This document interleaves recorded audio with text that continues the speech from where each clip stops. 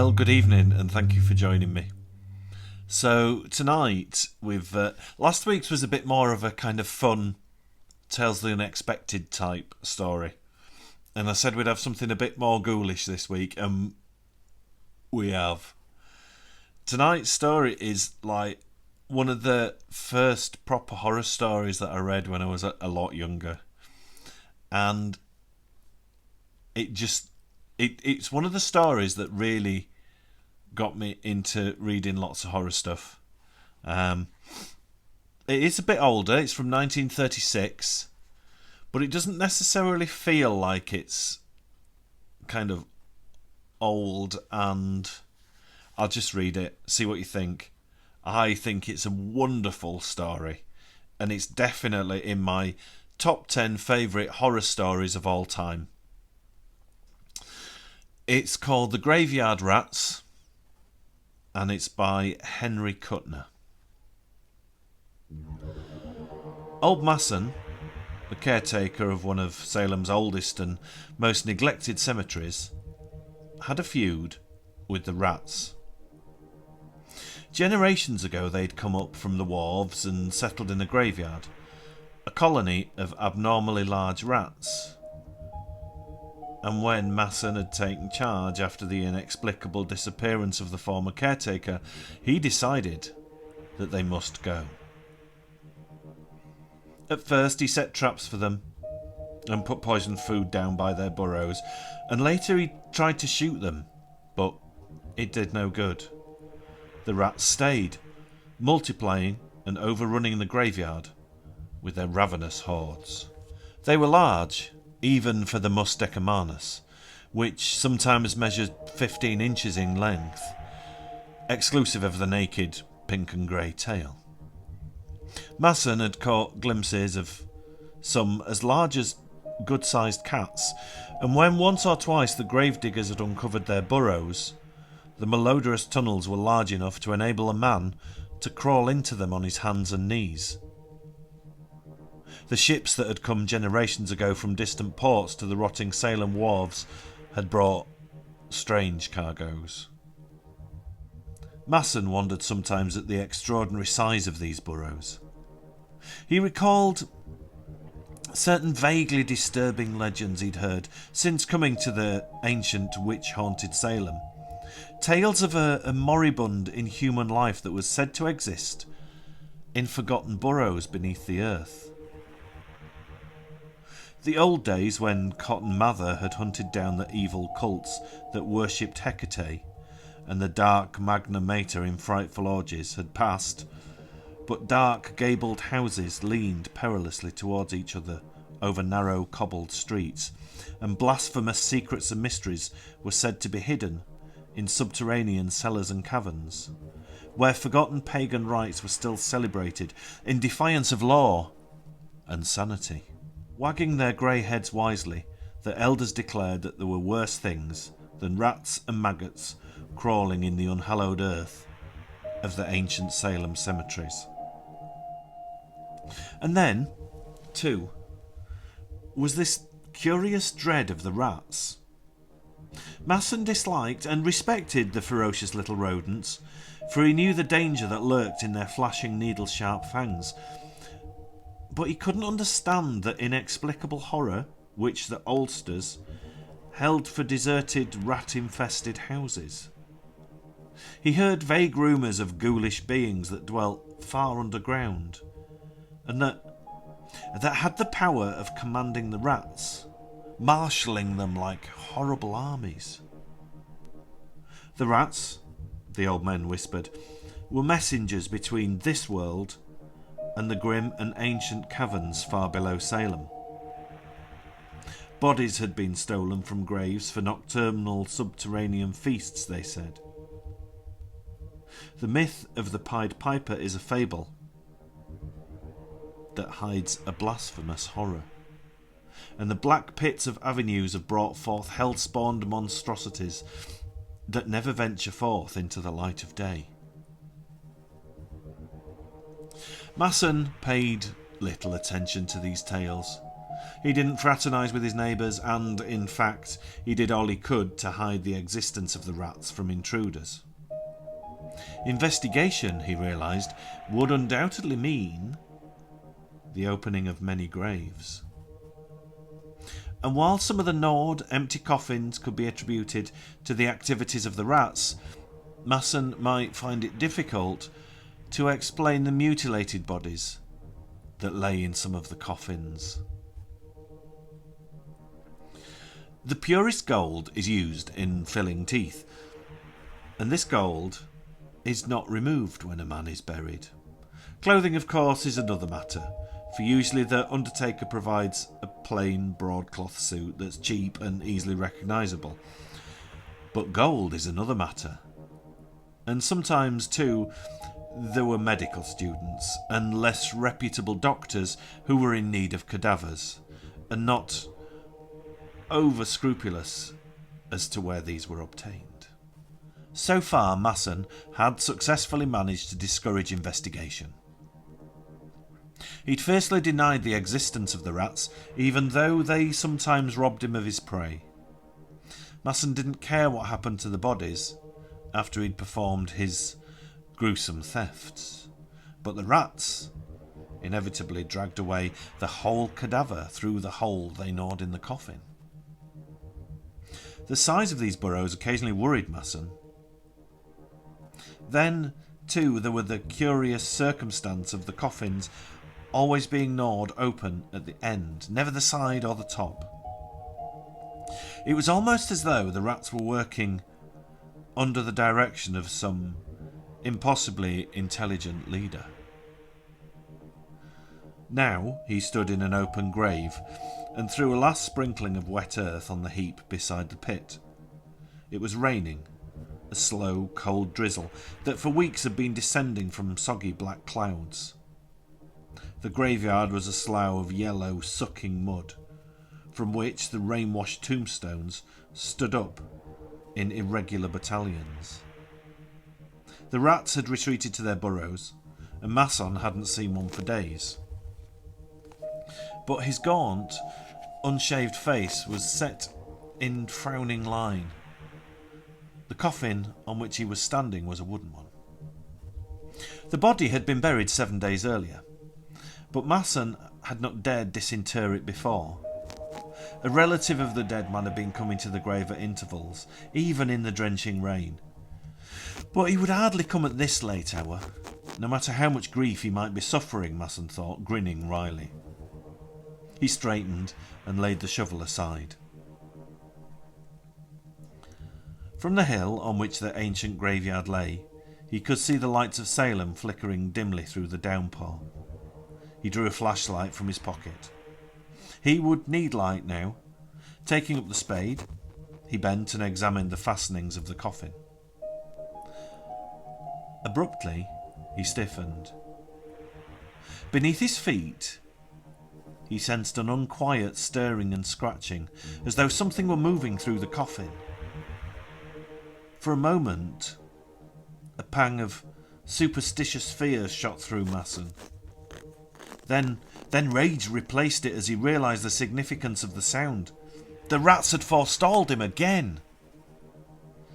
In a paroxysm of anger, Masson wrenched at the fastenings of the coffin. He got the sharp edge of the shovel under the lid and pried it up until he could finish the job with his hands. Then he sent the flashlight's cold beam darting down into the coffin. Rain spattered against the white satin lining. The coffin was empty. Masson saw a flicker of movement at the head of the case and darted the light in that direction.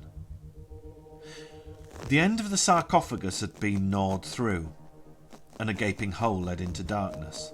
A black shoe, limp and dragging, was disappearing as Masson watched, and abruptly he realised that the rats had forestalled him only by a few minutes. He fell on his hands and knees and made a hasty clutch at the shoe, and the flashlight incontinently fell into the coffin and went out. The shoe was tugged from his grasp. He heard a sharp, excited squealing, and then he had the flashlight again and was darting its light into the burrow. It was a large one, It had to be, or the corpse wouldn't have been dragged along it. Masson wondered at the size of the rats that could carry away a man's body, but the thought of the loaded revolver in his pocket fortified him. Probably, if the corpse had been an ordinary one, Masson would have left the rats with their spoils rather than venture into the narrow burrow, but he remembered an especially fine set of cufflinks he'd observed, as well as a stick pin that was undoubtedly a genuine pearl.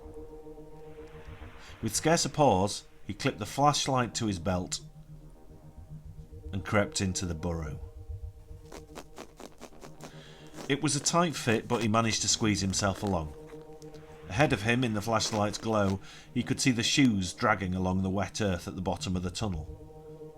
He crept along the burrows as rapidly as he could, occasionally barely able to squeeze his lean body through the narrow walls. The air was overpowering with its musty stench of carrion. If he could not reach the corpse in a minute, Masson decided, he would turn back. Belated fears were beginning to crawl, maggot-like, within his mind, but greed urged him on. He crawled forward, several times passing the mouths of adjoining tunnels. The walls of the burrow were damp and slimy, and twice lumps of dirt dropped behind him. The second time he paused and screwed his head round to look back. He could see nothing, of course, until he'd unhooked the flashlight from his belt and reversed it. Several clods lay on the ground behind him, and the danger of his position suddenly became real and terrifying. With thoughts of a cave-in making his pulse race, he decided to abandon the pursuit, even though he had now almost overtaken the corpse and the invisible things that pulled it. But he'd overlooked one thing. The burrow was too narrow to allow him to turn. Panic touched him briefly, but he remembered a side tunnel he'd just passed and backed awkwardly along the tunnel until he came to it. He thrust his legs into it, backing until he found himself able to return. Then he hurriedly began to retrace his way, although his knees were bruised and painful. Agonizing pain shot through his leg. He felt sharp teeth sink into his flesh and kicked out frantically. There was a shrill squealing and a scurry of many feet. Flashing the light behind him, Masson caught his breath in a sob of fear as he saw a dozen great rats watching him intently, their slitted eyes glintering in the light. They were great, misshapen things, as large as cats, and behind them he caught the glimpse of a dark shape that stirred and moved swiftly aside in the shadow. And he shuddered at the unbelievable size of the thing. The light held them for a moment, but they were edging closer, their teeth dull orange in the pale light. Masson tugged at his pistol, managed to extricate it from his pocket, and aimed carefully. It was an awkward position, and he tried to press his feet into the soggy sides of the burrow so that he should not inadvertently send a bullet into one of them. The rolling thunder of the shot deafened him for a time, and the clouds of smoke set him coughing. When he could hear again, the smoke had cleared. He saw that the rats were gone. He put the pistol back and began to creep swiftly along the tunnel. Then, with a scurry and a rush, they were on him again. They swarmed over his legs, biting and squealing insanely, and Masson shrieked horribly as he snatched for his gun. He fired without aiming, and only luck saved him from blowing a foot off. But this time the rats didn't retreat so far. Masson was crawling as swiftly as he could along the burrow, ready to fire again at the first round of another attack. There was a patter of feet, and he sent the light stabbing behind him. A great grey rat paused and watched him. Its long ragged whiskers twitched. Its scabrous naked tail was moving slowly from side to side. Masson shouted, and the rat retreated. He crawled on, pausing briefly, the black gap of a side tunnel at his elbow, as he made out a shapeless huddle on the damp clay a few yards ahead. For a second he thought it was a mass of earth that had been dislodged from the roof, and then he recognised it as a human body. It was a brown, shrivelled mummy, and with dreadful, unbelieving shock, Masson realised it was moving. It was crawling towards him, and in the pale glow of the flashlight the man saw a frightful gargoyle face thrust into his own. It was the passionless death's head skull of a long-dead corpse, instinct with hellish life, and the glazed eyes, swollen and bulbous, betrayed the thing's blindness. It made a faint groaning sound as it crawled towards Masson, stretching its ragged and granulating lips in a grin of dreadful hunger. And Masson was frozen with abysmal fear and loathing. Just before the horror touched him, Masson flung himself frantically into the burrow at his side. He heard a scrambling noise at his heels, and the thing groaned dully as it came after him. Masson, glancing over his shoulder, screamed and propelled himself desperately through the narrow burrow. He crawled along awkwardly sharp stones, cutting his hands and knees. Dirt showered into his eyes, but he dared not pause even for a moment. He scrambled on, gasping, cursing, and praying hysterically. Squealing triumphantly, the rats came at him, horrible hunger in their eyes. Masson almost succumbed to their vicious teeth before he succeeded in driving them off. The passage was narrowing, and in a frenzy of terror he kicked and screamed and fired until the hammer clicked on an empty shell. But he had driven them off. He found himself crawling under a great stone, embedded in the roof, that dug cruelly into his back. It moved a little as his weight struck it, and the idea flashed into Mason's fright-crazed mind: if he could bring down the stone so that it blocked the tunnel.